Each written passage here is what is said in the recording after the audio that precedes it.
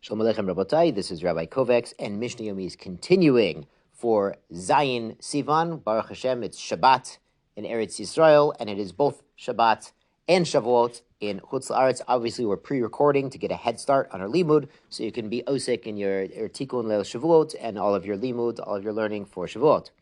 Yesterday, very apropos to Shavuot, we mentioned they did not let the Kohen Gadol eat too much Erev Yom Kippur, because eating a lot brings sleeping. And of course, drinking wine and eating a heavy meal will make someone tired. So here we are, if you're listening, Erev Shavuot, something to keep in mind when you're eating your dinner tonight, is sometimes a little goes a long way. So on the theme of staying up all night that we do on Shavuot, Baruch Hashem, and that the Kohen Gadol and the Kohanim would do on Yom Kippur, they talk about what the Kohen Gadol would do all night when he was staying awake on Yom Kippur. Mishnah Vav, Perek Aleph and Yoma. Im haya chacham doresh. If he was very wise, he would be giving a drasha. He would be explaining, learning, and teaching and explaining the halachot of Yom Kippur to familiarize himself and teach it, because learning is a great way to stay awake. Im lav, if he was not so wise, Talmidei Chachamim dorshin lefanav. The Talmidei Chachamim were there, they would explain the halachot and the inyanim of Yom Kippur to him. Im ragil likrot korei. If he's used to reading from scripture, go ahead and read scripture to stay awake. Im lav, korin lefanav. If he doesn't know how to read so fluently, they would read it in front of him. So what should you read in front of him to help him stay awake? Be'iyuv, the book of Job, Iyov, Uva Ezra, and Ezra of Divrei Hayamim, and the Chronicles. So these books contain interesting incidents and stories and emotional topics, so they help him to stay awake.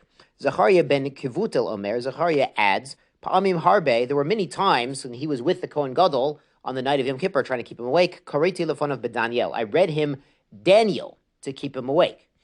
Now, Daniel contains interesting stories and interesting political machinations, because Daniel was, of course, in the court of Nebuchadnezzar in Babel and had to survive as a Jew with Yirat Shamayim. It's also interesting that a lot of Daniel is in Aramaic.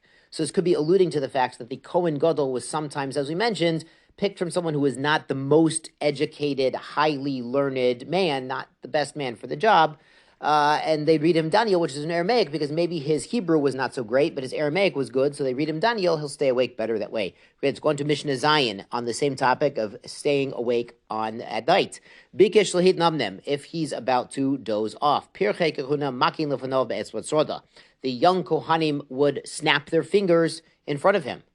Be'omrimlo, and they would tell him, Ishi Kohen Gadol, our master, the Kohen Gadol, the high priest, Amod, why don't you stand up, v'hafegachat al ritzba, and take a little walk on the floor. And of course, the floor in the Beit HaMikdash was marble, which can be quite cold, and the Kohanim were not wearing shoes, so the cold floor, the Bartner explains, will wake you up.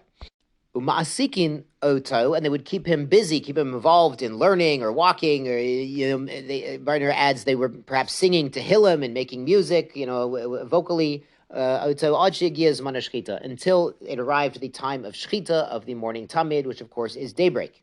We see it's shaykh to have a group of guys around, learning together or doing something together, even walking together to keep you awake, whether it's Leil Shavuot or Leil Yom Kippur. The Gemara actually adds that they would do acrobatics in front of him and do kidah, which is some sort of advanced yoga posture, supporting someone's weight on their thumbs. It sounds really difficult, but it could be a useful thing if it's Shavuot or you're trying to stay up, Tikkun Hoshana Rabbah. Also, you're trying to stay awake all night. If you're starting to get tired, sometimes the physical body needs to be invigorated. I've seen people on Shavuot get on the floor and do 5 or 10 or 20 push-ups, and I've seen people do air squats. Get the blood flowing again on Shavuot to stay awake, which is, of course, a Hasidic inyan. The chitzoniut is me'orer pnimiut. Sometimes you have to get the body moving to get the soul, to get the neshama and the mind moving again. So Baruch Hashem, we've seen our limud in Yoma the past 2 days has contained